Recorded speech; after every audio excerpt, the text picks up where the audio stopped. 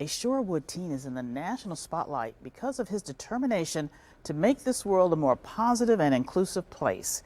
He was spit in the face by a Shorewood attorney during a Black Lives Matter protest. The Today Show's Craig Melvin has that story.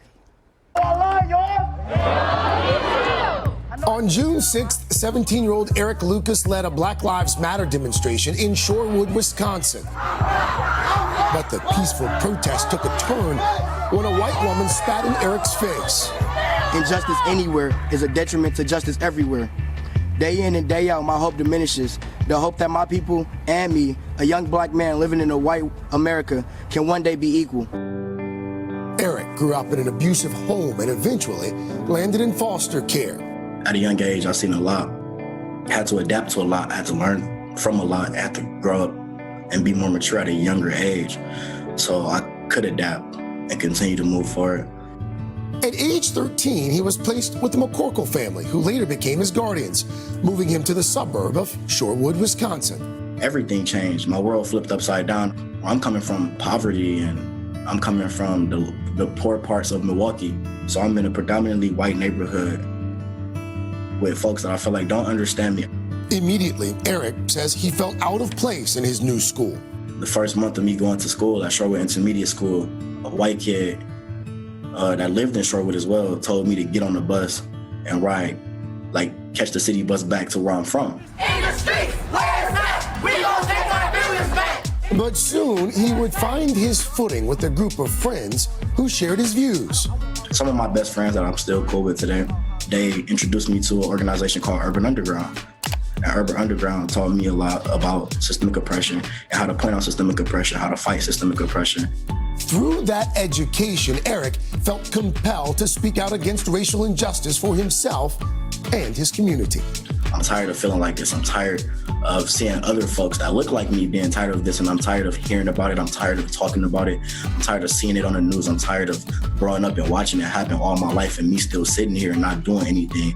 I'm tired of being scared. I'm tired of feeling like I have to be the voice for my people. And as Eric watched the killing of George Floyd, he knew he needed to stand up.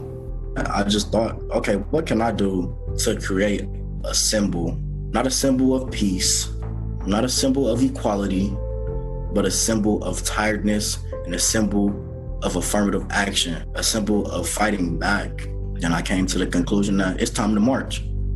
And march he did. On June 6th, Eric organized a peaceful Black Lives Matter protest in Shorewood. My parents were there as well.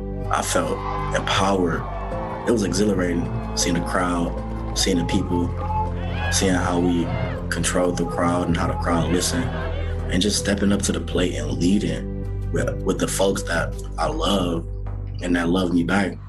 But it was overshadowed by this incident that went viral of Eric being spat on by Stephanie Rapkin. She was later arrested and charged with disorderly conduct with a hate crime modifier. She has pled not guilty. I feel like I got a small piece of the point across.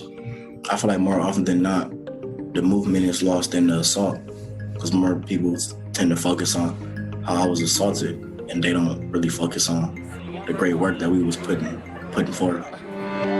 Despite the setback, Eric is determined to continue on his path. I'm gonna start us off by saying, hey, I love y'all. So I think right now, I'm feeling empowered by my people coming here to show out and showing support of me and people that look like us and people that's not of my color to come out and support and show love to us as well.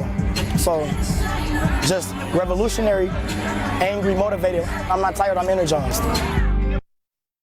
And the attorney, Stephanie Rapkin, says she would like to meet with Lucas to apologize.